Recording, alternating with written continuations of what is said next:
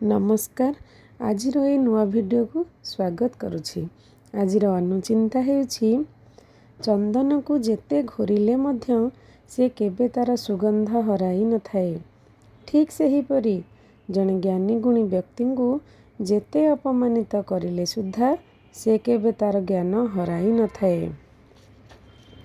जदि जीवन रे कहा पई किछि भल करिसंती ताहा केबे व्यर्थ जीव नहीं। जहा पाई करिसंती सिए हुए तो भूली जाई पारे किंतु भगवान भूलंती नहीं। केउ रास्ता रे कहा माध्यम रे आपणक भल कर्मर मूल्य आपणको फेराइबे।